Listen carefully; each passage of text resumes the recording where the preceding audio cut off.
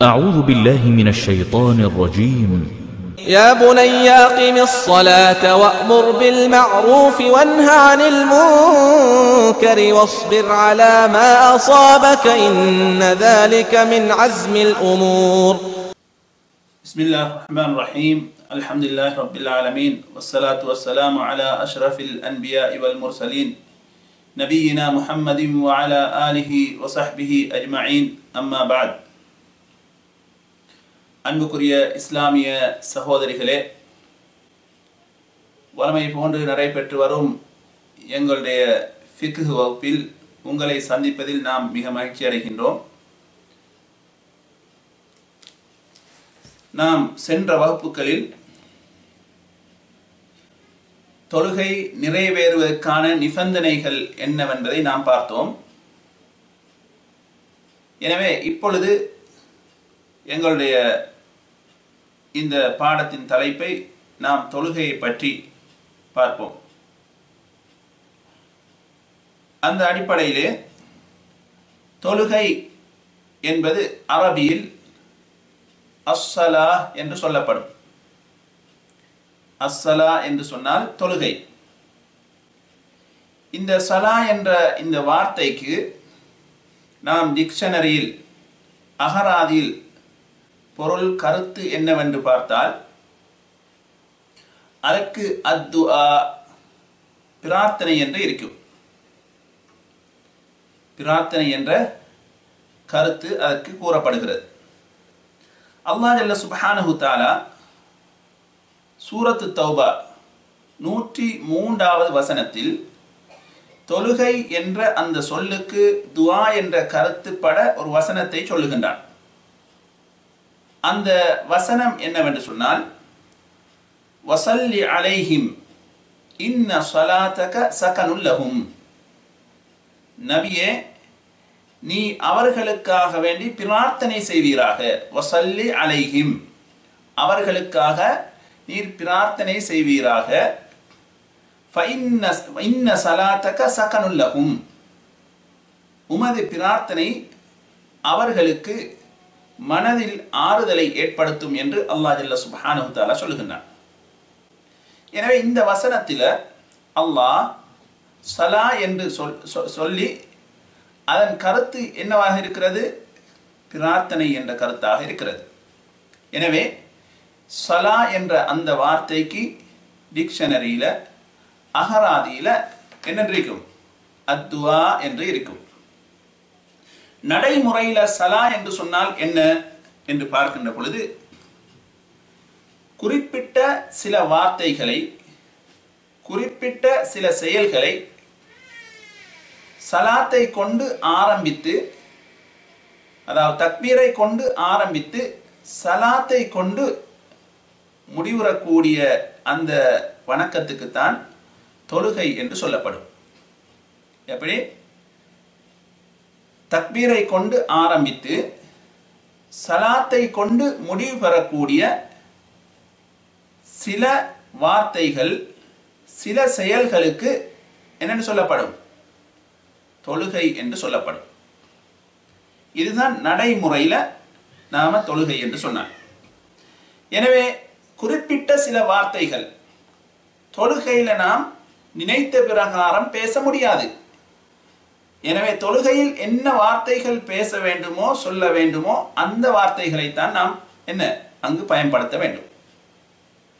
அதே போன்று குறிப்பிட்ட சில செயல்கள் தொழுகையில் நாம் நினைத்த பிரகாரம் விரும்பிய செயல்களை செய்ய முடியாது. எனவே அங்கு என்ன செய்ய வேண்டும் என்று எங்களுக்கு கட்டளை இடப்பட்டிருக்கின்றதோ அந்த செயல்களைத்தான் நாம் தொழுகையில் செய்ய வேண்டும். எனவே தக்பீரை கொண்டு ஆரம்பித்து சலாத்தை கொண்டு முடிவு பெறக்கூடிய சில வார்த்தைகளும் சில செயல்களும் இதற்கு தொழுகை என்று சொல்லப்படும். இப்பொழுது நாம் இந்த தொழுகை என்று சொல்லக்கூடிய இந்த வணக்கம் எப்பொழுது கடமையாக்கப்பட்டது? தொழுகை என்று சொல்லக்கூடிய இந்த வணக்கம் எப்பொழுது கடமையாக்கப்பட்டது? யாருக்கு சொல்லலும்? சொல்லுங்க பாப்போம். தொழுகை எத்தனையாம் ஆண்டு கடமையாக்கப்பட்டது?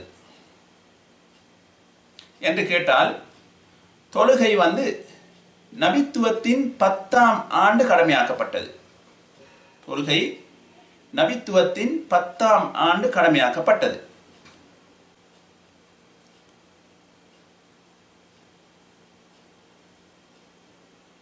இந்த தொழுகையை பொறுத்தவரையில் இஸ்லாத்தின் ஐம்பெரும் கடமைகளில் முக்கியமான ஒன்றாக இந்த தொழுகை கருதப்படுகிறது. இந்த தொழுகை என்று சொல்லக்கூடிய இந்த வணக்கம் எங்களுக்கு முன் இருந்த சமுதாயத்துக்கும் கடமையாக்கப்பட்டிருந்தது. நோன்பு எவ்வாறு எங்களுக்கு முன்னிருந்த சமுதாயத்துக்கு கடமையாக்கப்பட்டதோ அதே போன்று தொழுகை என்று சொல்லக்கூடிய அந்த வணக்கமும் எங்களுக்கு முன் இருந்த சமுதாயத்தினருக்கு கடமையாக்கப்பட்டிருந்தது. அதனை குர்ஆனில் பல இடங்களில் நாம் பார்க்கலாம். இப்ராஹிம் அலைஹிஸ்ஸலாத்து வஸ்ஸலாம் அவர்களை பற்றி அல்லாஹ் சொல்லுகின்ற பொழுது அவர்கள் செய்த அந்த பிரார்த்தனையை அல்லாஹ் ஏற்றுக்கொள்கிறான். அதனை திருமறையிலே அல்லாஹ் சொல்லுகின்ற பொழுது ரப்பிஜ்அல்னி முகீமஸ் ஸலாஹ் வ மின் ذُرِّيَّتِي ரப்பனா வ தகப்பல் துஆ. இப்ராஹிம் அலைஹிஸ்ஸலாத்து வஸ்ஸலாம் அவர்கள் பிரார்த்தனை செய்கின்றார்கள், யா அல்லாஹ், என்னையும் என்னுடைய சந்ததியில் உள்ளவர்களையும் தொழுகையை நிலைநாட்டக்கூடியவர்களாக ஆக்குவாயாக என்று அவர்கள் பிரார்த்தனை செய்தார்கள் என்று அல்லாஹ் திருமறையில் சொல்லுகின்றார். எனவே இப்ராஹிம் அலைஹிஸ்ஸலாத்து வஸ்ஸலாம் அவர்களும் தொழுதிருக்கின்றார்கள். அதே போன்று மூசா அலைஹிஸ்ஸலாத்து வஸ்ஸலாம் அவர்களை பற்றி அல்லாஹ் சொல்லுகின்ற பொழுது சூரத்து தாஹா 14வது வசனத்திலே அல்லாஹ் சொல்லுகின்றான், அகிமிஸ் ஸலாத லிதிக்ரி, என்னை நினைவு கூறுவதற்காக மூசாவை நீர் தொழுகையை நிலைநாட்டுவீராக என்று அல்லாஹ் சொல்லுகிறார். எனவே மூசா அலைஹிஸ்ஸலாத்து வஸ்ஸலாம் அவர்களுடைய சமுதாயமும் தொழுதிருக்கின்றார்கள். அதே போன்று ஈசா அலைஹிஸ்ஸலாத்து வஸ்ஸலாம் அவர்களை பற்றி அல்லாஹ் சொல்லுகின்ற பொழுது வஅௌசானி பிஸ்ஸலாத்தி வஸ்ஸகாத்தி மா தும்து ஹய்யா, சூரத்து மரியம் 31வது வசனத்திலே அல்லாஹ் சொல்லுகின்றான்.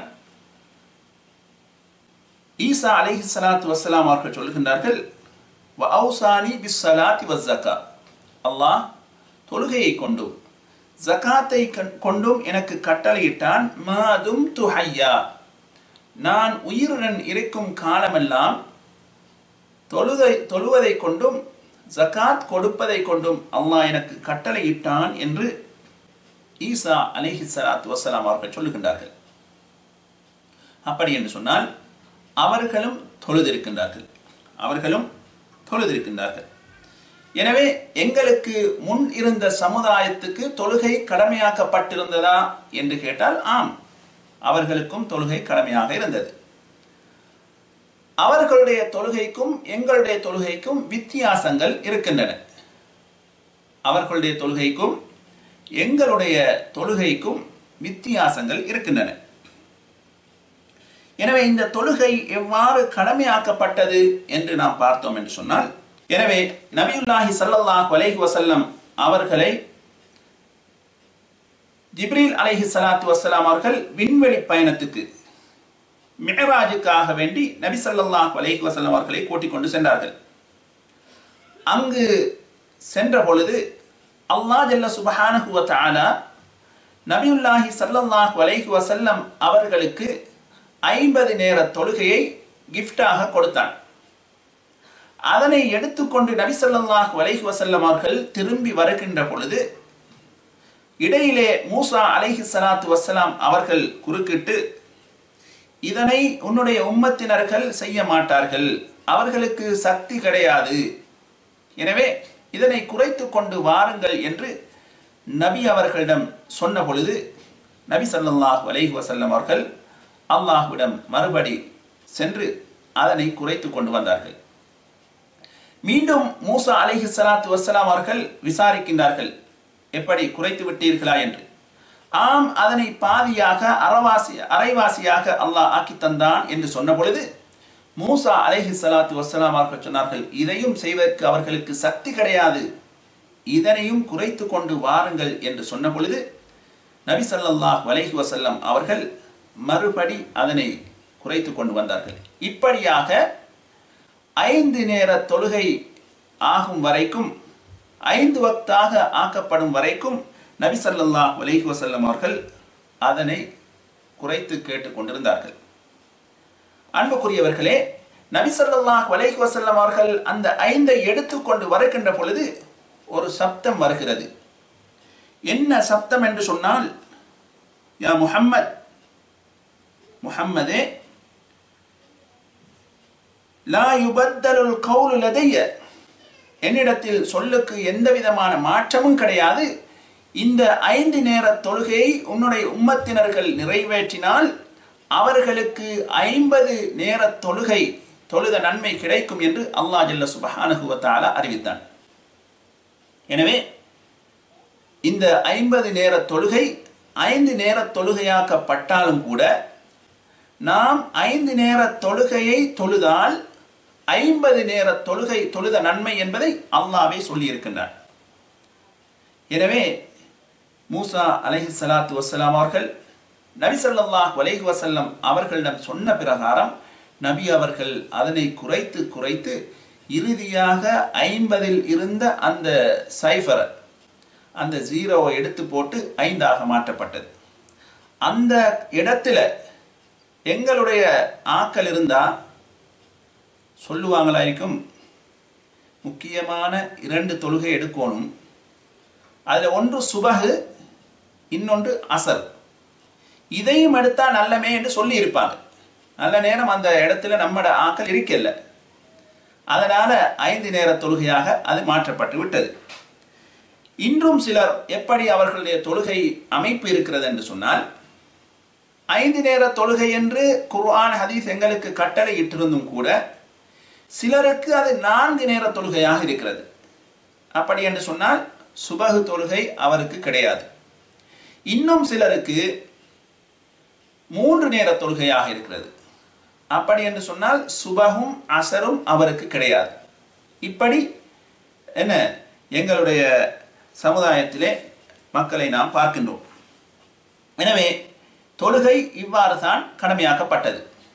எனவே 50 நேர தொழுகை வழங்கப்பட்டு அது 5 நேர தொழுகையாக எங்களுக்கு ஆக்கப்பட்டிருக்கிறது. இது நபி ஸல்லல்லாஹு அலைஹி வஸல்லம் அவர்கள் அவர்களுக்கு கஷ்டம் என்ற காரணத்தினால் அதனை அவர்கள் குறைக்க தேடவில்லை. காரணம், உம்மத்தினர்கள் கஷ்டப்படக்கூடாது என்பதற்காக, உம்மத்தினர்கள் கஷ்டப்படக்கூடாது என்பதற்காக நபி ஸல்லல்லாஹு அலைஹி வஸல்லம் அவர்கள் அதனை குறைத்து அல்லாஹ்விடத்திலே கேட்டார்கள். அதே போன்று இந்த தொழுகையுடைய சிறப்புகளை நாம் பார்க்கின்ற பொழுது சுப்ஹானல்லாஹ், நபியுல்லாஹி ஸல்லல்லாஹு அலைஹி வஸல்லம் அவர்கள் சொல்லுகின்றார்கள், மேற்கூறப்பட்ட அந்த ஹதீஸ் புகாரியில் பதிவாகியுள்ளது. ஹதீஸ் இலக்கம் 349. அடுத்ததாக தொழுகையுடைய சிறப்புகளை நாம் பார்க்கின்ற பொழுது நபி ஸல்லல்லாஹு அலைஹி வஸல்லம் அவர்கள் சொல்லுகின்றார்கள், உங்களது வீட்டுக்கு அருகாமையால் ஒரு ஆறு ஓடிக்கொண்டிருக்கிறது. அந்த ஆற்றிலே ஒருவர் ஒரு நாளைக்கு 5 தடவை குளித்தால் அவருடைய மேனியில் ஏதாவது அழுக்குகள் இருக்குமா என்று நபி ஸல்லல்லாஹு அலைஹி வஸல்லம் அவர்கள் கேட்டார்கள். அதற்கு சஹாபாக்கள் இல்லை யா ரசூலல்லாஹ் என்று சொன்னார்கள். பின்பு நபி ஸல்லல்லாஹு அலைஹி வஸல்லம் அவர்கள் சஹாபாக்களை பார்த்து சொன்னார்கள், அப்படித்தான் தொழுகை. ஒருவர் ஒரு நாளைக்கு 5 தடவை தொழுதார் என்று சொன்னால் அவருடைய சிறிய பாவங்கள் அனைத்தும் மன்னிக்கப்பட்டு விடும் என்று நபி ஸல்லல்லாஹு அலைஹி வஸல்லம் அவர்கள் சொன்னார்கள். எனவே நபி ஸல்லல்லாஹு அலைஹி வஸல்லம் அவர்கள் இந்த தொழுகைக்கு உதாரணம் சொல்லுகின்ற பொழுது உங்களுடைய வீட்டுக்கு அருகாமையால் இருக்கக்கூடிய ஆற்றில் குளிக்கிறார் என்று சொல்லுகின்றார்கள். நபி அவர்கள் அந்த உதாரணத்தை சொல்லுகின்ற பொழுது சும்மா ஒரு ஆற்றில் குளிக்கிறார் என்று சொல்லவில்லை. உங்களுடைய வீட்டுக்கு அருகாமையால் இருக்கக்கூடியது என்று சொன்னால் மிகவும் பக்கத்தில் இருக்கிறது, நெருக்கத்தில் இருக்கிறது, அடிக்கடி குளிப்பதற்கு வசதி என்பதை நபி அவர்கள் சொல்லுகின்றார்கள். அதே போன்றுதான் 5 நேர தொழுகை. உங்களுக்கு மிகவும் இலகுவாக செய்யக்கூடிய அந்த வணக்கம் அதனை ஒரு நாளைக்கு 5 தடவை ஒருவர் நிறைவேற்றினால் அவருடைய சிறிய பாவங்கள் அனைத்தும் மன்னிக்கப்படும் என்று நபி ஸல்லல்லாஹு அலைஹி வஸல்லம் அவர்கள் சொல்லுகின்றார்கள். இந்த ஹதீஸும் புகாரியில் பதிவாகியுள்ளது.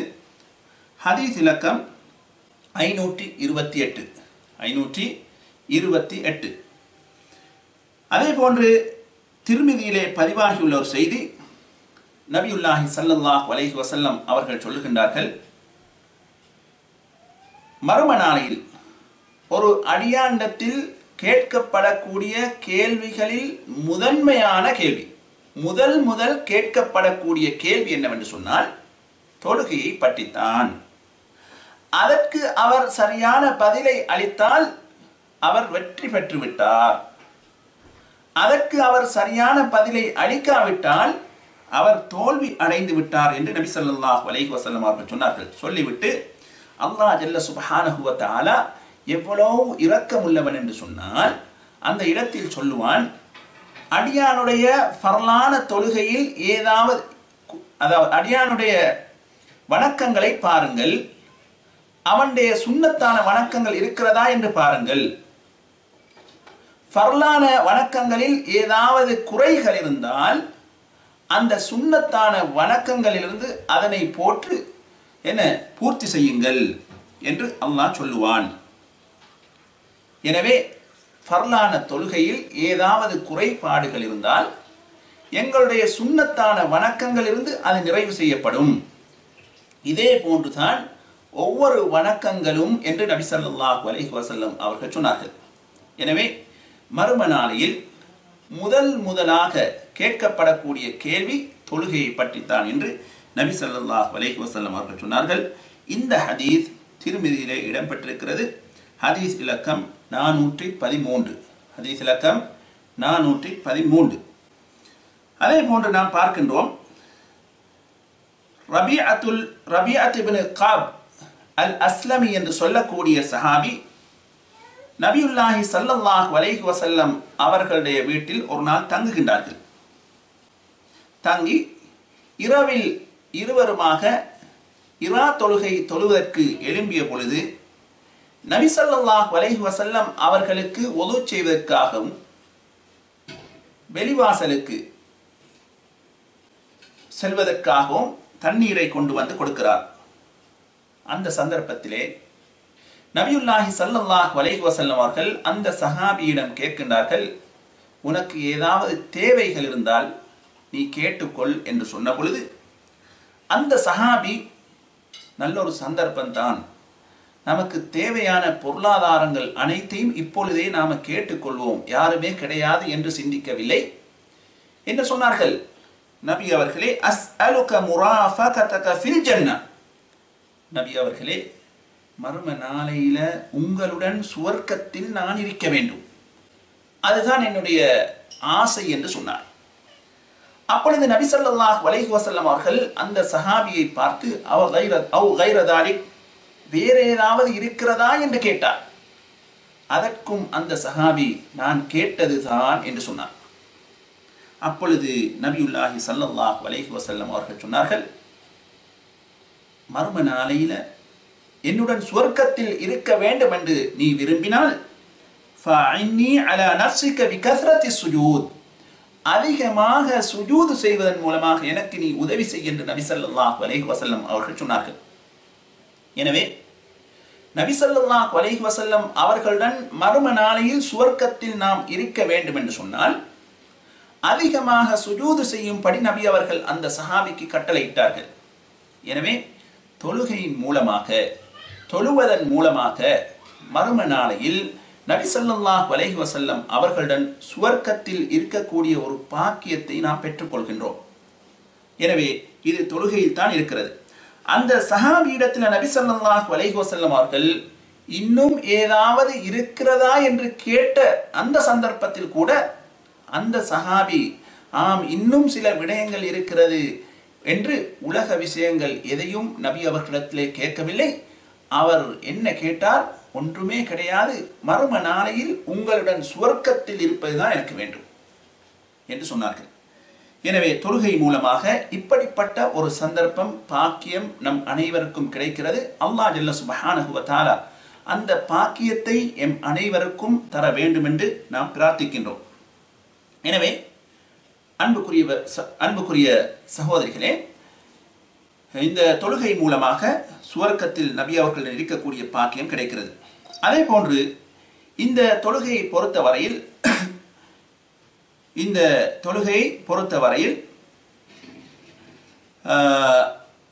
அல்லாஹ் ஜல்ல சுப்ஹானஹு வ தஆலா சொல்கிறார், இன்ன ஸலாத்த தன்ஹா அனில் ஃபஹ்ஷாஇ வல் முன்கர். நிச்சயமாக தொழுகை மானக்கேடான வெறுக்கத்தக்க காரியங்களை தடுக்கும் என்று அல்லாஹ் திருமறையிலே சொல்லுகின்றான். உண்மையிலே தொழுகை அப்படிப்பட்ட ஒரு பண்பை கொண்டதுதான் தொழுகை.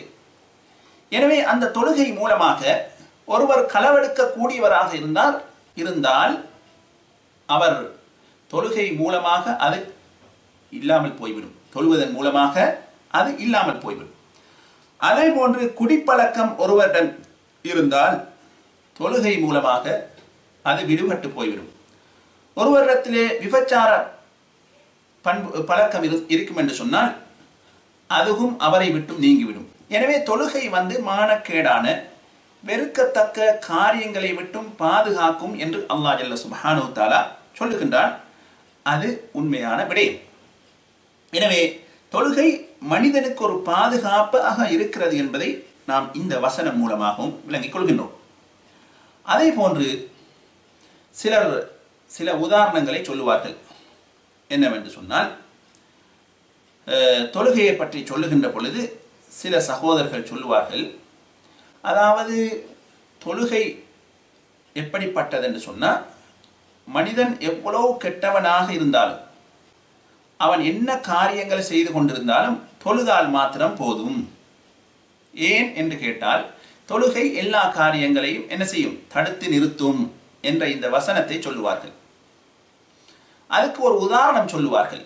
ஒரு இருளான ஒரு ரூமுக்குள்ள, ஒரு அறைக்குள்ள வெளிச்சத்தை கொண்டு போனால் அந்த ரூமுக்குள்ள என்ன செய்யும்?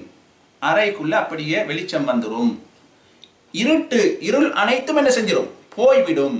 அதே போல ஒருவர் என்ன செய்து கொண்டிருந்தாலும் அவர் தொழுதால் அந்த தொழுகை மூலமாக அனைத்து விஷயங்களும் நீங்கிவிடும் என்று சொல்லுவார்கள். அதுக்கு இந்த வசனத்தை தான் சொல்லுவார்கள். அதுல தப்பு கிடையாது. ஆனால் இந்த தொழுகை மானக்கேடான பாவமான காரியங்களை விட்டும் தடுக்கிறது என்று அல்லாஹ் சொல்லுகிறான். அதற்கும் இவர்கள் சொல்லக்கூடிய இந்த உதாரணத்துக்கும் பொருத்தமா என்று நாம் பார்ப்போம். ஒரு இருட்டான ரூமுக்குள்ள வெளிச்சத்தை கொண்டு போனால் அந்த இருள் அனைத்தும் நீங்கிவிடும், அது உண்மை. ஆனாலும் அந்த ரூமுக்குள்ள பெரிய மேசை இருந்தால், கட்டில் இருந்தால், அதற்கு கீழே இந்த வெளிச்சம் போக மாட்டாது. அந்த இடத்திலும் வெளிச்சம் வேண்டும் என்று சொன்னால் அந்த ரூமில் இருக்கக்கூடிய கட்டிலை, அந்த பெரிய மேசையை என்ன செய்ய வேண்டும்? வெளியில் எடுத்து போட்டால் தான் வெளிச்சம் வரும். அதே போன்று தொழுகை பாவமான மானக்கேடான காரியங்களை தடுக்கும். ஆனால் ஷிர்கை தடுக்க மாட்டாது, பித்அத்தை தடுக்க மாட்டாது. இதையெல்லாம் சொல்லித்தான் என்ன செய்ய வேண்டும்? தடுக்க வேண்டும். எனவே இந்த பித்அத்துகளை கூடாது, ஷிர்கு கூடாது என்று மக்களுக்கு மத்தியிலே பிரச்சாரம் செய்கின்ற பொழுது இவர்கள் சொல்லுவார்கள், அது சொல்ல தேவையில்ல, பித்அத்தை பற்றி நீங்கள் தடுக்க வேண்டிய அவசியம் கிடையாது, ஷிர்கை பற்றி மக்களுக்கு சொல்ல வேண்டிய அவசியம் கிடையாது, தொழுகை மூலமாக அது நீங்கிவிடும் என்று சொல்லுவார்கள். அது தொழுகை மூலமாக என்ன செய்யாது? நீங்கிவிட மாட்டாது. கட்டாயம் இந்த மேசை, இந்த கட்டில், இவைகளை எடுத்து வெளியே போட்டா அந்த இடத்துல எப்படி வெளிச்சம் வருமோ அதே போன்று இந்த பித்அத்தான காரியங்கள், ஷிர்கான காரியங்களை வாயால சொல்லித்தான் என்ன செய்ய வேண்டும்? அதனை தடுக்க வேண்டும். தொழுகை அந்த காரியங்களை என்ன செய்யாது? தடுக்க மாட்டாது. அதனால்தான் தொழக்கூடிய எத்தனையோ மக்கள் என்ன பித்அத் செய்து கொண்டிருக்கின்றார்கள், ஷிர்கை செய்து கொண்டிருக்கின்றார்கள். அதிலிருந்து நாம் விளங்குகின்றோம், தொழுகை அந்த காரியங்களை தடுக்காது. மாறாக விபச்சாரம் செய்யக்கூடியவராக இருந்தால், களவெடுக்கக்கூடியவராக இருந்தால், பொய் சொல்லக்கூடியவராக இருந்தால் அந்த காரியங்களை தொழுகை தடுக்கும் என்பதை நாம் விளங்கிக் கொள்ளலாம். அதே போன்று இந்த தொழுகையை பொறுத்தவரையில ஏனைய வணக்கங்களை விட தொழுகை பல விடயங்களில் சிறப்புக்குரியதாக இருக்கிறது. அதாவது நோன்பு, ஹஜ்ஜு போன்ற ஏனைய வணக்கங்களை விட தொழுகை மிக சிறப்புக்குரியதாக இருக்கிறது. அதில் ஒன்று என்ன என்று சொன்னால், அல்லாஹ் ஜல்ல சுப்ஹானஹு வ தஆலா எல்லா வணக்கங்களையும் நபி ஸல்லல்லாஹு அலைஹி வஸல்லம் அவர்களுக்கு ஜிப்ரீல் அலைஹிஸ்ஸலாத்து வஸ்ஸலாம் அவர்கள் மூலமாகத்தான் அல்லாஹ் கடமையாக்கினான். ஆனால் தொழுகையை அல்லாஹ் ஜல்ல சுப்ஹானஹு வ தஆலா நபியுல்லாஹி ஸல்லல்லாஹு அலைஹி வஸல்லம் அவர்களுக்கு நேரடியாக கொடுத்தான். ஜிப்ரீல் அலைஹிஸ்ஸலாத்து வஸ்ஸலாம் அவர்கள் மூலமாக அல்ல, நபி ஸல்லல்லாஹு அலைஹி வஸல்லம் அவர்களுக்கு நேரடியாக கொடுத்தான். எனவே இது தொழுகைக்கு இருக்கக்கூடிய சிறப்பம்சங்களில் ஒன்று. ஏனைய விடயங்களை வணக்கங்களை விட தொழுகைக்கு மிக சிறப்புகள் இருக்கிறது. அதில் ஒன்று அல்லாஹ் நேரடியாக கடமையாக்கியதுதான் இந்த தொழுகை. இரண்டாவது என்னவென்று சொன்னால், குர்ஆனிலே கூறப்பட்ட ஃபர்லுகளை, வணக்க வழிபாடுகளை நாம் எடுத்து பார்க்கின்ற பொழுது தொழுகை தான் அதிகமாக கூறப்பட்டிருக்கிறது. எப்படி என்று சொன்னால், அல்லாஹ் ஜல்ல சுப்ஹானஹு வ தஆலா தொழுகையை பற்றி மாத்திரம் குர்ஆனில் சொல்லியிருப்பான், அல்லது ஜகாத்துடன் சேர்த்து அந்த தொழுகையை கூறியிருப்பான், அல்லது பொறுமையுடன் சேர்த்து அல்லாஹு தஆலா அந்த தொழுகையை கூறியிருப்பான், அல்லது வேறு சில வணக்கங்களுடன் சேர்த்து தொழுகையை பற்றி கூறியிருப்பான். இப்படி நாம் பார்க்கின்ற பொழுது குர்ஆனில் அதிகமாக கூறப்பட்ட வணக்கம் எது என்று கேட்டால் என்னதான்? தொழுகையாக இருக்கிறது. அதுவும் அந்த தொழுகைக்கு இருக்கக்கூடிய சிறப்பு. மூன்றாவது சிறப்பு என்னவென்று சொன்னால், நாம் உலகத்திலே செய்யக்கூடிய அமல்கள் அனைத்திலும் முதலாக கேட்கப்படக்கூடிய கேள்வி மர்ம நாளையில் தொழுகையை பற்றித்தான் என்பது. இது மூன்றாவது. நான்காவது சிறப்பு என்னவென்று சொன்னால், எங்களுக்கு கலிமாவுக்கு பின்னால், ஷஹாதாவுக்கு பின்னால் வணக்கங்களில் முதல் கடமையாக்கப்பட்ட வணக்கம் எது? நோன்பு, ஹஜ்ஜு, ஜகாத் இவைகளுக்கு முன்பு முதலாக கடமையாக்கப்பட்ட வணக்கமும் என்னதான்? தொழுகையாக இருக்கிறது. ஐந்தாவது சிறப்பு என்னவென்று சொன்னால், இந்த தொழுகையை பொறுத்தவரையில ஆண்களுக்கும் கடமை, பெண்களுக்கும் கடமை, எஜமானுக்கும் கடமை, அடிமைக்கும் கடமை, ஏழை, பணக்காரன், ஊரில் இருக்கக்கூடியவர், பிரயாணி, நோயாளியாக இருக்கக்கூடியவர், ஆரோக்கியமாக இருக்கக்கூடியவர், எல்லோருக்கும் இந்த தொழுகை கடமை. நோயாளியாக இருந்தாலும் தொழுகை ஆக வேண்டும், பிரயாணம் செய்யக்கூடியவராக இருந்தாலும் தொழுகை ஆக வேண்டும். ஏனைய வணக்கங்களை பொறுத்தவரையில் நோயாளியாக இருந்தால் அவருக்கு அந்த வணக்கத்தை செய்ய வேண்டிய அவசியமில்லை, பிறகு செய்யலாம் என்ற சட்டங்கள் எல்லாம் இருக்கிறது.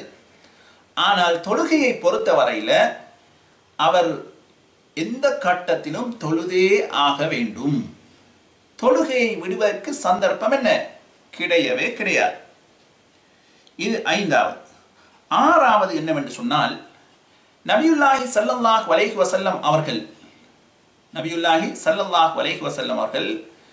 தன்னுடைய மரண தருவாயில் இருந்து கொண்டு வசியத்து செய்த ஒரு விடயம் என்று சொன்னால் தொழுகையை பற்றி தான். நபி ஸல்லல்லாஹு அலைஹி வஸல்லம் அவர்கள் தன்னுடைய இறுதி கட்டத்தில் மரண தருவாயில் இருந்து கொண்டு நபி ஸல்லல்லாஹு அலைஹி வஸல்லம் அவர்கள் வசியத்து செய்த ஒரு விடயம் என்று சொன்னால் என்ன? தொழுகைதான்.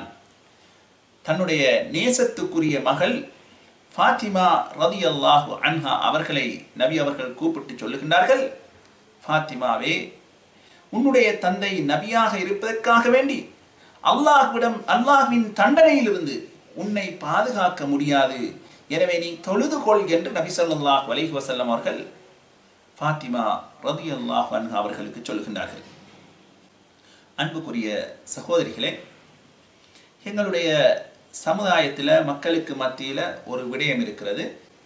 என்ன சொல்லுவார்கள் என்று சொன்னால், அதாவது என்னுடைய பிள்ளையை நான் ஒரு ஹாஃபிலாக ஆக்கணும், குர்ஆனை மனனம் செய்யக்கூடிய ஒரு பிள்ளையாக ஆக்கணும் என்று சொல்லுவாங்க. உண்மையிலே நல்ல ஒரு விடயம், சந்தேகம் கிடையாது. குர்ஆனை உள்ளத்தில் போட்டோம் என்று சொன்னால் அந்த பிள்ளையுடைய உள்ளத்தில் இருக்கக்கூடியது என்ன? குர்ஆன் நல்ல விஷயம், இஸ்லாத்தில் வரவேற்கத்தக்கது.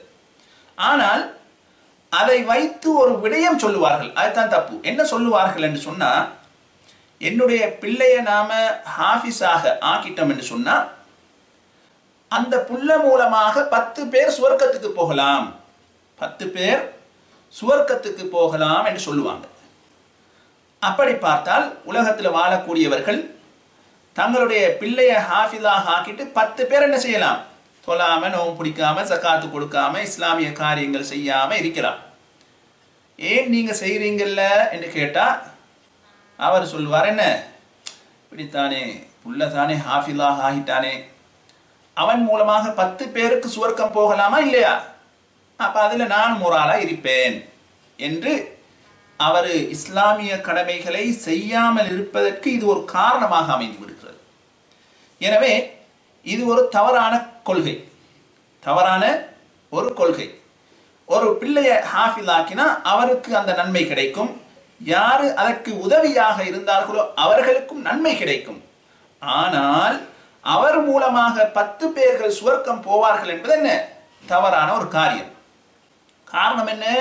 நபியுல்லாஹி ஸல்லல்லாஹு அலைஹி வஸல்லம் அவர்களும் குர்ஆனை மனனமிட்ட ஒரு ஹாஃபிஸ். அந்த நபி ஸல்லல்லாஹு அலைஹி வஸல்லம் அவர்கள் தன்னுடைய மகள் ஃபாத்திமாவை கூப்பிட்டு என்ன சொல்லுகின்றார்கள்? அல்லாஹ்வுடைய தண்டனையிலிருந்து, நரகத்திலிருந்து பாதுகாப்பதற்கு என்னால முடியாது உங்களை பாதுகாப்பது, நீங்கள் தொழுது கொள்ளுங்கள் என்றுதான் நபி ஸல்லல்லாஹு அலைஹி வஸல்லம் அவர்கள் சொல்லுகின்றார்கள். என்ன சொல்லி இருக்க வேண்டும்? ஃபாத்திமாவே, நீங்க கவலைப்பட வேண்டாம், வாப்பா மௌத்தா போனாலும், வாப்பா யாரு தெரியுமா? ஒரு நபி. அது மாத்திரம் இல்லாம குர்ஆன மனனமிட்ட ஒரு நபி. எனவே குர்ஆன மனனமிட்டால் 10 பேர்களை சுவர்க்கத்துக்கு கூட்டிக் கொண்டு போகலாம், அதுல நான் உங்களையும் கூட்டிக் கொண்டு போயிருவேன் என்று சொல்லி இருக்க வேண்டும். நபி அவர்கள் அப்படி சொன்னார்களா? இல்லை. எனவே அந்த கருத்து என்ன? பிழையான கருத்து.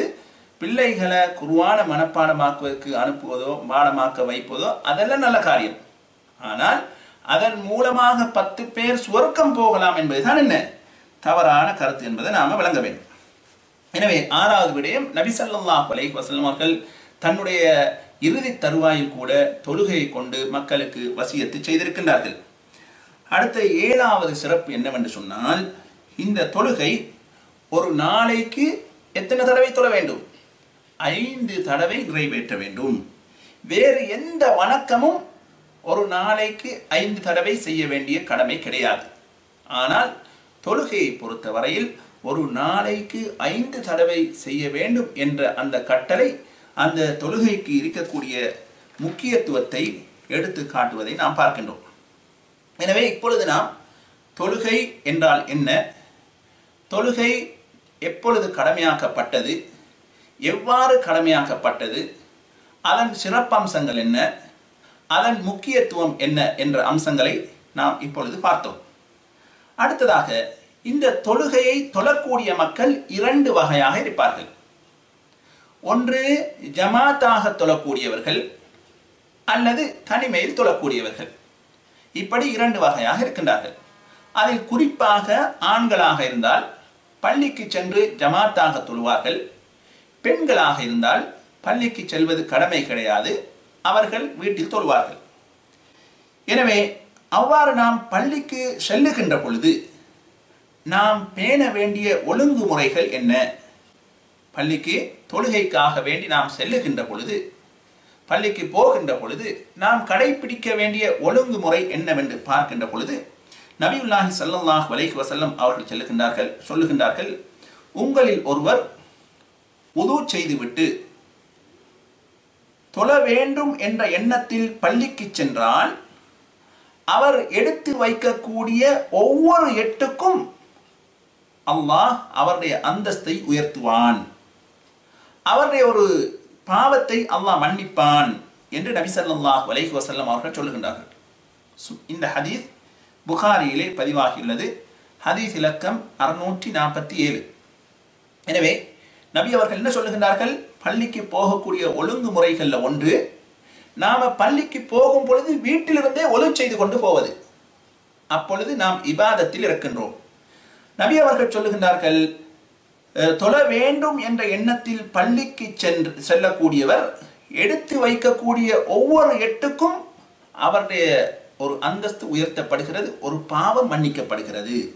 இன்னும் ஒரு அறிவிப்பிலே வருகிறது, கருப பைத்துஹு அவ் பஅத, அவருடைய வீடு கிட்டத்தில் இருந்தாலும் சரி தூரத்தில் இருந்தாலும் சரி அவருக்கு அந்த நன்மை கிடைக்கும் என்று நபி ஸல்லல்லாஹு அலைஹி வஸல்லம் அவர்கள் சொல்கிறார்கள். அதற்காக வேண்டி இந்த ஹதீஸை நினைச்சு இந்த ஹதீஸ்ல ஒவ்வொரு எட்டுக்கும் நன்மை இருக்கிறது என்று எண்ணி வீட்டுக்கு பக்கத்தில் இருக்கக்கூடிய பள்ளிக்கு போகாம தூரத்தில் உள்ள பள்ளிக்கு போறதை இந்த ஹதீஸ் சொல்லல. இந்த ஹதீஸ்ல என்ன சொல்லப்படுகிறது, நீங்க தூரத்தில் இருந்தாலும் பள்ளி உங்களை விட்டும் தூரத்தில் இருந்தாலும் நீங்கள் பள்ளிக்கு சென்று தொழுங்கள். ஏன்? ஒவ்வொரு எட்டுக்கும் நன்மை கிடைக்கிறது என்பதை நபி அவர்கள் சொல்ல வருகின்றார்களே தவிர வீட்டுக்கு பக்கத்துல பள்ளி இருக்கிறது ஒவ்வொரு எட்டுக்கும் நன்மை இருக்கிறது என்பதற்காக வேண்டி அந்த பள்ளியை விட்டுட்டு தூரத்தில் உள்ள பள்ளிக்கு போறதுக்கு ஆதாரம் கிடையாது. இதுல விளங்குதா? எங்களுடைய வீடு பள்ளியை விட்டு தூரமாக இருந்தாலும் நாம் என்ன செய்ய வேண்டும், பள்ளிக்கு செல்ல வேண்டும் என்ற செய்தியைத்தான் இந்த ஹதீஸ் சொல்லுகிறது என்பதை நாம் விளங்கிக் கொள்ள வேண்டும். இது முதலாவது கடைபிடிக்க வேண்டிய அம்சம். எனவே பள்ளிக்கு செல்லக்கூடியவர்கள் உது செய்து கொண்டு நாம் பள்ளிக்கு போனால் நாம் எடுத்து வைக்கக்கூடிய ஒவ்வொரு எட்டுக்கும் என்ன, எங்களுடைய அந்தஸ்து உயர்த்தப்படுகிறது, எங்களுடைய தீமை போக்கப்படுகிறது என்ற செய்தியை நாம் பார்க்கின்றோம். அதே போன்று நாம் பள்ளிக்கு செல்லுகின்ற பொழுது அமைதியான முறையில் போகணும், கண்ணியமான முறையில் போக வேண்டும். ஹா ஹூ என்று சத்தம் போட்டுக்கொண்டு ஓட்ட போட்டி வைத்துக் கொண்டெல்லாம் பள்ளிக்கு செல்வது கிடையாது. நாம் எப்படி செல்ல வேண்டும், அமைதியான முறையிலும் கண்ணியமாகவும் செல்ல வேண்டும். உதாரணத்துக்கு ஒரு அரசனுடைய மாளிகைக்கு நாம் போகின்றோம் என்று சொன்னால் அங்க நாம எவ்வளவு மிகவும் ஒழுக்கமாக மரியாதையாக நாம் போவோமோ அதைவிட கண்ணியமாக அல்லாஹ்வின் மாளிகைக்கு நாம் செல்ல வேண்டும். நாம ஒரு அரசனை சந்திப்பதற்காக வேண்டி அவனுடைய மாளிகைக்கு செல்வதாக இருந்தால் கூட எங்களுடைய முகத்தை பல தடவை பார்ப்போம், நல்லா இருக்கா, எங்களுடைய உடுப்பு என்ன செய்வோம் அப்படி பார்ப்போம், இந்த உடுப்பு நல்லமா அல்லது வேறு ஆடைகள் நல்லமா என்றெல்லாம் என்ன செய்வோம் செக் பண்ணி பார்த்து எவ்வளோ அழகாக போக முடியுமோ அவ்வளவு அழகாக நாம போவோம். அதே போன்று மிகவும் அமைதியாக மரியாதையாக அந்த இடத்துக்கு செல்வோம். எனவே உலகத்துக்கெல்லாம் அரசனாக இருக்கக்கூடிய அல்லாஹ் ஜல்ல சுப்ஹானஹு வ தஆலாவை நாம் சந்திக்க செல்கின்ற பொழுது மிகவும் மரியாதையாகவும் ஒழுக்கமான முறையிலும் அங்கு செல்ல வேண்டும். சிலர் எப்படி என்று சொன்னால் பள்ளிக்கு போகும் பொழுதுதான் ஆகவே வீட்டில் உடுக்கக்கூடிய அந்த பல நாள் உடுத்த அந்த ஆடை உடுத்துக்கொண்டு போவாங்க. பள்ளிக்கு போகும் பொழுது நல்ல ஆடைகளை அணிந்து கொண்டு போக வேண்டும். அதனால் தான் நபி ஸல்லல்லாஹு அலைஹி வஸல்லம் அவர்கள் சொல்லுகின்றார்கள், தொழுகைக்கு இகாமத்து சொல்லப்பட்டால் ஃபம்ஷு இலஸ்ஸலாஹ் வ அலைக்குமுஸ் ஸகீனத்து வல் வகார், நீங்கள் என்ன செய்யுங்கள், தொழுகைக்காக வேண்டி நடந்து செல்லுங்கள், செல்லுகின்ற பொழுது அமைதியான முறையிலும் கண்ணியமாகவும் நீங்கள் செல்லுங்கள் என்று நபி ஸல்லல்லாஹு அலைஹி வஸல்லம் அவர்கள் சொல்லுகின்றார்கள். வலா துஸ்ரிஉ, அவசரமாக போக வேண்டாம். ஃபமா அத்ரக்தும் ஃபஸல்லு, எது உங்களுக்கு கிடைத்ததோ அதை தொழுது கொள்ளுங்கள். வமா ஃபாதகும் ஃபஅதிம்மு, எது தவறி விட்டதோ அதனை நீங்கள் பூரணப்படுத்துங்கள் என்று நபி ஸல்லல்லாஹு அலைஹி வஸல்லம் அவர்கள் சொல்லுகிறார்கள். சிலர் என்ன செய்வார்கள், பள்ளிக்கு போகின்ற பொழுது தொழுகை நடந்து கொண்டிருந்தால் ஓடி போவாங்க. நபி அவர்கள் சொல்லுகிறார்கள், அப்படி அவசரமாக போக வேண்டாம். ஃபமா அத்ரக்தும் ஃபஸல்லு, உங்களுக்கு எத்தனை ரகாத்து கிடைக்குதோ அதை நீங்க தொழுங்க. எத்தனை ரகாத்து தவறி விடுகிறதோ அதனை நீங்கள் பூர்ணப்படுத்துங்கள் என்று நபி ஸல்லல்லாஹு அலைஹி வஸல்லம் அவர்கள் சொல்லுகிறார்கள். எனவே நிறைய பேரை பார்க்கிறோம், தொழுது கொண்டிருக்கும் பொழுது அல்ல இக்காமச்சுன்னா ஓடி போவாங்க. நபி அவர்கள் என்ன சொல்லுகிறார்கள், வலா துஸ்ரிஉ, நீங்கள் அவசரமாக போக வேண்டாம். உங்களுக்கு ஒரு ரக்காத்து கிடைச்சுதா அதை தொழுங்க, மத்தத்தை பூர்ணப்படுத்துங்க. 2 ரக்காத்து கிடைச்சுதா அதை தொழுதுட்டு எஞ்சி உள்ளதை பூரணப்படுத்துங்கள் என்று நபி ஸல்லல்லாஹு அலைஹி வஸல்லம் அவர்கள் சொல்லுகிறார்கள். எனவே பள்ளிக்கு போகும் பொழுது கண்ணியமாகவும் மரியாதையாகவும் போக வேண்டும், அவசரப்படக்கூடாது என்பதை நபி ஸல்லல்லாஹு அலைஹி வஸல்லம் அவர்கள் சொல்லுகிறார்கள். இந்த ஹதீஸ் புகாரியிலே பதிவாகியுள்ளது. ஹதீஸ் இலக்கம் 636. அதே போன்று பள்ளிக்கு செல்லக்கூடியவர் பேணக்கூடிய ஒழுங்குமுறைகளில் ஒன்றுதான், அவர் பள்ளிக்குள் நுழைந்தால் அவர் என்ன செய்ய வேண்டும்? அவர் உட்காருவதற்கு முன்னால, இருந்து கொள்வதற்கு முன்னால பேணப்படக்கூடிய சுன்னத்துக்களில் ஒன்று, அவர் தஹியத்துல் மஸ்ஜிதை தொழ வேண்டும். தஹியத்துல் பள்ளிக்குரிய காணிக்கையாக 2 ரகாத் அவர் தொழ வேண்டும். ஆனால் அவர் பள்ளிக்குள் செல்லுகின்ற பொழுது ஃபர்லான தொழுகைக்கு இகாமத்து சொல்லப்பட்டால் அவர் ஃபர்லான தொழுகையை தொழுவார். அப்ப தஹியத்துல் மஸ்ஜித் கிடையாது. அதே போன்று பாங்கு சொல்லப்பட்டதற்கு பின்னால் அவர் பள்ளிக்குள் நுழைந்தால் அவர் தஹியத்துல் மஸ்ஜித் தொழ வேண்டிய அவசியம் கிடையாது. காரணம் என்ன? சுன்னத்தான தொழுகை தொழுவாரு. சுன்னத்தான தொழுகை தொழுதாலும் தஹியத்துல் மஸ்ஜிதுடைய விடயம் என்ன? அதற்குள் அடங்கி விடுகிறது. அதே போன்று அவர் ராத்திபத்தான சுன்னத்துக்கள் தொழுவார் என்று சொன்னால் அதை தொழுது கொள்ளலாம். தஹியத்துல் மஸ்ஜித் தேவை கிடையாது. எனவே பாங்கு சொல்வதற்கு முன்னால போறாரு, அப்ப என்ன செய்ய வேண்டும்? தஹியத்துல் மஸ்ஜித் பள்ளிக்குரிய காணிக்கை 2 ரகாத் தொழ வேண்டும். அது அல்லாமல் பாங்கு சொன்னதற்கு பின்னால ஒருவர் சென்றால் அவர் சுன்னத்தான தொழுகை தொழுகின்ற காரணத்தினால அவருக்கு தஹியத்துல் மஸ்ஜிதுடைய நன்மை என்ன செய்யும்? கிடைக்கும். தஹியத்துல் மஸ்ஜித் என்று பள்ளிக்குரிய காணிக்கை என்று விசேஷமாக 2 ரகாத்து தொழ வேண்டிய அவசியம் கிடையாது. இப்ப நாம பள்ளிக்கு போனோம், சுன்னத்து 2 ரகாத்தை தொழுதுட்டு உட்கார்ந்து கொண்டு இருக்கிறோம். இகாமத்து சொல்வதற்கு இன்னும் நேரம் இருக்கிறது. அப்ப நாம கொஞ்சம் வெளியில போய் மற்ற வேலையை செஞ்சுட்டு வருவோம் என்று சிந்திக்க கூடாது. காரணம் என்ன? அவ்வாறு நாம் தொழுது விட்டு எங்களுடைய இருப்பிடத்தில் முசல்லாவில் நாம் இருந்தால் என்ன நன்மை தெரியுமா? மலக்குமார்கள் அவருக்காக வேண்டி பிரார்த்தனை செய்கின்றார்கள். நபி ஸல்லல்லாஹு அலைஹி வஸல்லம் அவர்கள் சொல்கின்றார்கள், யாராவது ஒருவர் தொழுது விட்டு அவருடைய அந்த தொழுமிடத்தில் உட்கார்ந்து கொண்டிருந்தால் அவருக்காக வேண்டி மலக்குமார்கள் என்ன செய்கின்றார்கள்? பிரார்த்தனை செய்கின்றார்கள். யா அல்லாஹ் இவருக்கு அருள் புரிவாயாக, யா அல்லாஹ் இவருடைய பாவங்களை மன்னிப்பாயாக என்று மலக்குமார்கள் அவருக்காக வேண்டி பிரார்த்தனை செய்கின்றார்கள். ஆனால் 2 நிபந்தனைகள் இருக்க வேண்டும். என்ன 2 நிபந்தனைகள் என்று சொன்னால், அவர் மற்றவருக்கு நோவினை செய்யக்கூடியவராக இருக்கக்கூடாது. பள்ளிக்குள்ள இருந்து அல்லது தொழுத இடத்திலிருந்து மற்றவருக்கு நோவினை செய்யக்கூடியவராக இருக்கக்கூடாது. 2வது உது முறியக்கூடாது. இந்த 2 நிபந்தனைகளும் பூரணமாக இருக்கின்ற பொழுது அவர் தொழுத இடத்தில் இருந்து கொண்டு நல்ல காரியங்களை செய்து கொண்டிருந்தால் அவருக்கு வானவர்கள் மலக்குமார்கள் அவருக்காக வேண்டி பிரார்த்தனை செய்கின்றார்கள் என்று நபியுல்லாஹி ஸல்லல்லாஹு அலைஹி வஸல்லம் அவர்கள் சொல்கின்றார்கள். எனவே ஆண்களாக இருந்தால் பள்ளியில தொழுதுட்டு அந்த இடத்தில் இருந்து கொண்டு திக்ர்களை செய்து கொண்டு குர்ஆனை ஓதிக்கொண்டு இருந்தால் மலக்குமார்களுடைய பிரார்த்தனை அவருக்கு கிடைக்கிறது. பெண்களாக இருக்கக்கூடியவர்கள் வீட்டில் தொழுத உடனே எழும்பி ஓடிவிடாமல், ஆண்களும் அப்படித்தான், நிறைய பேர் அஸ்ஸலாமு அலைக்கும் வரஹ்மத்துல்லாஹ்னு சொல்லக்கூட இவர்கள் ஒரு கால் எழும்பிடும். அடுத்த சலாம் சொன்ன உடனே 2 காலும் சேர்ந்து வெளியில போய் நின்றுவார். எனவே தொழுது முடிந்ததன் பின்னால் சில வணக்க வழிபாடுகள் இருக்கின்றன. அவைகளை செய்து கொண்டு நாம் அதே இடத்தில் இருந்து கொண்டிருந்தால், உது முறியாத நிலையில் மற்றவரை துன்புறுத்தாத நிலையில் நாம் இருந்து கொண்டிருந்தால் மலக்குமார்கள் எங்களுக்கு பிரார்த்தனை செய்கின்றார்கள். எனவே வீட்டில் தொழக்கூடிய பெண்களாக இருந்தாலும் நீங்கள் தொழுத இடத்தில் இருந்து கொண்டு ஒரு 5 நிமிடமோ அல்லது 10 நிமிடமோ இருந்து கொண்டு நீங்கள் இருக்கிறீர்கள் என்று சொன்னால் வானவர்கள் என்ன செய்கின்றார்கள்? உங்களுக்காக வேண்டி பிரார்த்தனை செய்கின்றார்கள். எனவே ஒருவர் பள்ளிக்குள் சென்ற உடனே தஹியத்துல் மஸ்ஜித் பள்ளிக்குரிய காணிக்கை தொழ வேண்டும். தொழுது விட்டு இகாமத்து சொல்லும் வரைக்கு அந்த தொழுகையை எதிர்பார்த்திருக்கிறோம் அல்லவா, அதுக்கு வேற நன்மை கிடைக்குது. சுப்ஹானல்லாஹ். நபி ஸல்லல்லாஹு அலைஹி வஸல்லம் அவர்கள் சொன்னார்கள், ஒரு தொழுகையை தொழுது விட்டு அடுத்த தொழுகையை எதிர்பார்த்து இருப்பதற்கும் நன்மை. சுப்ஹானல்லாஹ்.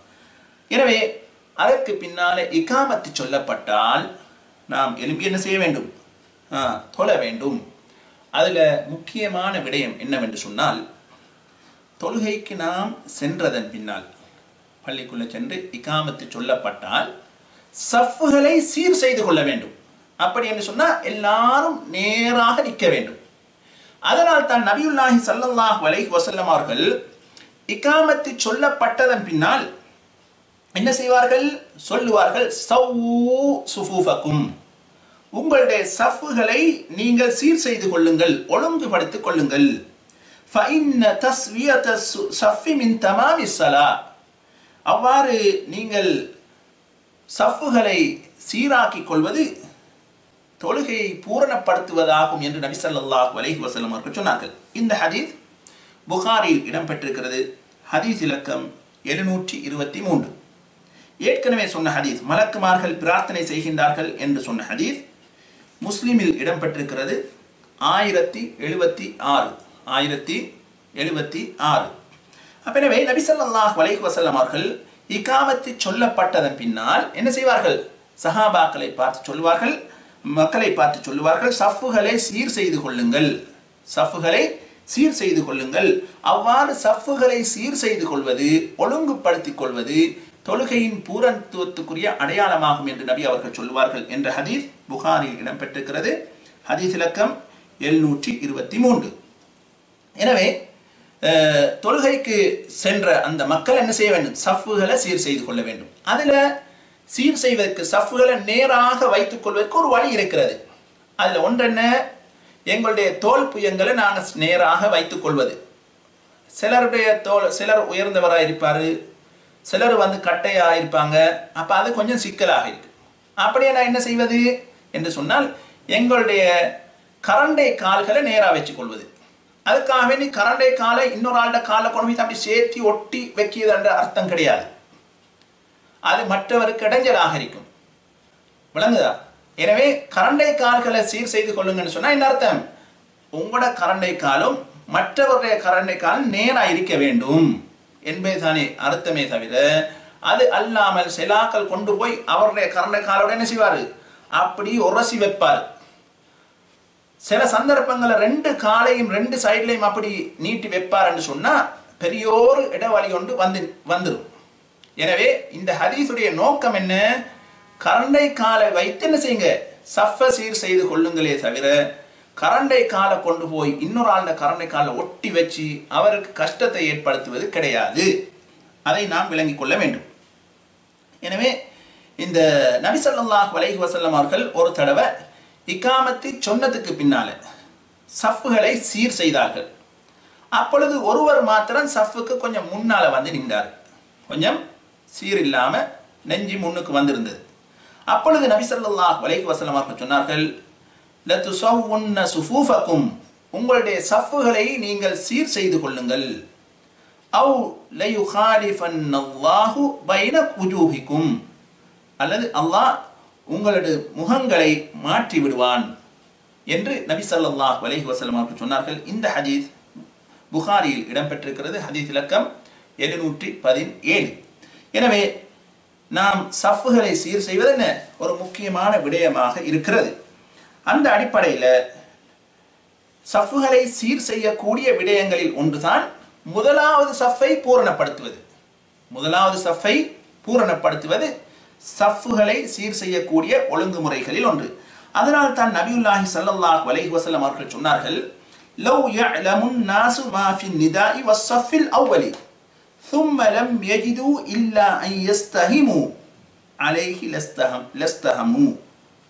நபி அவர்கள் சொன்னார்கள், பாங்கு சொல்வதனால் கிடைக்கக்கூடிய நன்மையும் முதலாவது சஃபில் இருக்கக்கூடிய நன்மையும் மக்கள் தெரிந்து கொண்டால் அதற்காக வேண்டி அவர்களுக்கு மத்தியிலே போட்டி போட்டுக் கொள்வார்கள் என்று நபி ஸல்லல்லாஹு அலைஹி வஸல்லம் அவர்கள் சொன்னார்கள். எனவே பாங்கு சொல்வதற்கு நிறைய நன்மைகள் இருக்கின்றன. அது மக்களுக்கு தெரிந்தால், அதே போன்று முதல் சஃப்புக்கு நன்மை இருக்கிறது. காரணம் என்ன? நபி ஸல்லல்லாஹு அலைஹி வஸல்லம் அவர்கள் இன்னும் ஒரு ஹதீஸிலே சொன்னார்கள், என்ன? மலக்குமார்கள் முதல் சஃபில் இருக்கக்கூடியவர்களுக்காக வேண்டி என்ன பிரார்த்தனை செய்கின்றார்கள் என்று நபி அவர்கள் சொன்னார்கள். எனவே அந்த சிறப்புகளை யாராவது அறிந்து கொண்டால் அதற்காக வேண்டி என்ன செய்வார்களாம்? போட்டி போடுவார்கள் என்று நபி ஸல்லல்லாஹு அலைஹி வஸல்லம் அவர்கள் சொல்லுகின்றார்கள். எனவே சஃப்புகளை ஒழுங்குபடுத்துவதற்குரிய முறைகளில் ஒன்றுதான் என்ன? முதல் சஃப்பை பூரணப்படுத்துவது. முதலாவது சஃப்பை பூரணப்படுத்துவது. எனவே முதலாவது சஃப்புக்கு மாத்திரம்தான் இந்த சிறப்பு. மலக்குமார்கள் என்ன செய்வார்கள்? அதாவது பிரார்த்தனை செய்வார்கள் என்ற அந்த செய்தி. அது அல்லாமல் பின்னால் வரக்கூடிய 2வது சஃப், 3வது சஃப், 4வது சஃப்புக்கெல்லாம் என்ன அந்த சிறப்பு கிடையாது. இந்த ஹதீஸ் புகாரியில் பதிவாகியுள்ளது. ஹதீஸ் இலக்கம் 615. ஹதீஸ் இலக்கம் 615. அதே போன்று சஃப்புகளை நாம் சீர் செய்வதன் ஒழுங்குமுறைகளில் ஒன்றுதான் என்ன செய்ய வேண்டும், அதாவது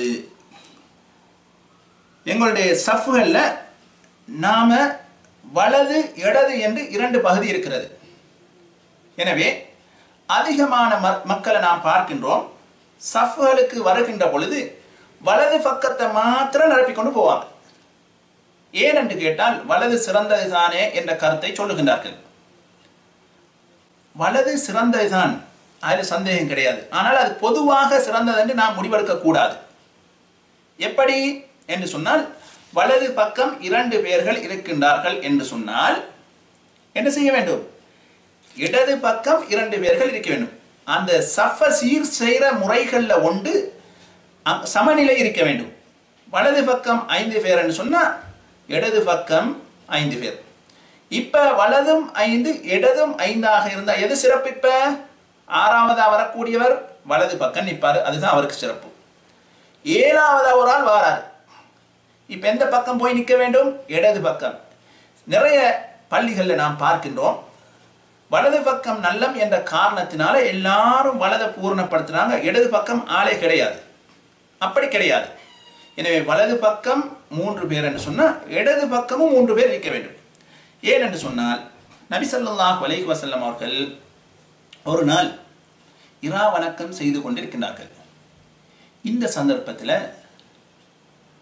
இப்னு அப்பாஸ் ரலியல்லாஹு அன்ஹுமா அவர்கள் இடது பக்கம் வந்து நின்றார்கள். நபி ஸல்லல்லாஹு அலைஹி வஸல்லம் அவர்கள் இப்னு அப்பாஸை பிடித்து அப்படியே வலது பக்கம் கொண்டு வந்து வச்சார். தொழுகையில் இது நடக்குது. இன்னொரு சஹாபி வந்து இடது பக்கம் நின்றார்.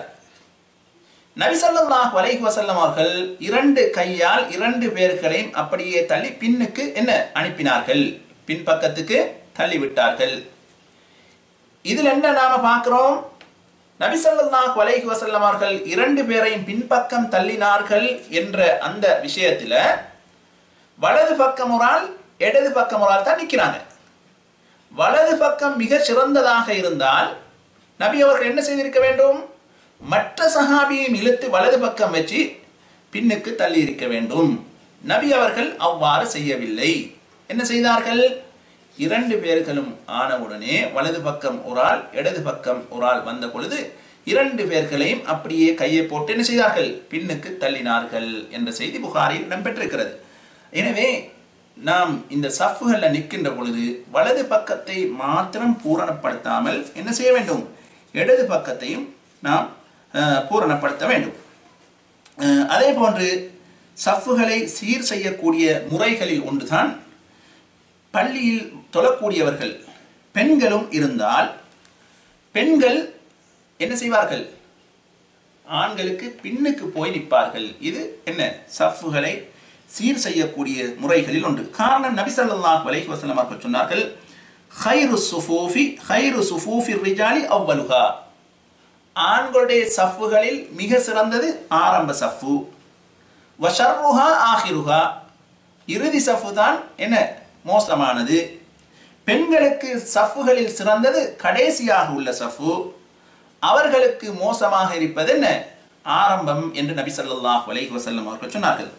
இந்த ஹதீஸ் முஸ்லிமிலே இடம்பெற்றிருக்கிறது. ஹதீஸ் இலக்கம் 440. எனவே பெண்கள் பள்ளிக்கு செல்லக்கூடியவர்களாக இருந்தால், ஒரு பள்ளியில பெண்களும் சேர்ந்து தொழக்கூடியவர்களாக இருந்தால் பெண்கள் எங்க இருக்க வேண்டும், சஃப்களில் கடைசியாக இருக்க வேண்டும். இந்த சட்டத்தை பொறுத்தவரையில் மக்கா மதீனா பள்ளிகளுக்கு இந்த சட்டம் என்ன வித்தியாசமாக இருக்கிறது. அங்கு தொழக்கூடிய அந்த ஆண்கள் பெண்கள் எல்லோரும் தொழுகின்றார்கள். அங்கு இந்த சட்டத்தை பேண முடியாது என்ற காரணத்தினால் அங்கு அனுமதிக்கப்பட்டிருக்கிறது. காரணம் என்ன, சில சந்தர்ப்பங்களில் பெண்களுக்கு பின்னால் ஆண்கள் தொழுவார்கள், பெண்களுடைய சஃப்புக்கு நேராக ஆண்கள் என்று தொழுவார்கள், பெண்கள் முந்தி பிந்தி எல்லாம் தொழுவார்கள். அதே போன்று தொழுது கொண்டிருக்கக்கூடியவர்கள் கடந்து செல்லக்கூடிய கட்டங்கள் எல்லாம் அங்கு வரும். அது என்ன விதிவிலக்கு. 2 பள்ளிகளும் என்ன விதிவிலக்காக இருக்கிறது. காரணம், அங்கு இந்த சட்டத்தை பேண முடியாது. அங்கு அடிக்கடி என்ன ஆக்கள் வரக்கூடிய இடம், தொழுகைக்கு மாத்திரம் வரக்கூடிய இடம் கிடையாது. அதனால் அந்த இடத்தில் அந்த சட்டம் வித்தியாசமாக காணப்படுகிறது, விதிவிலக்காக இருக்கிறது. எனவே நாம் தொழுகையில் நிற்கின்ற பொழுது எங்களுடைய சஃப்புகளை நாம் சரி செய்து கொள்ள வேண்டும். ஆக முக்கியம் என்னவென்று சொன்னால் இடைவெளி விடக்கூடாது.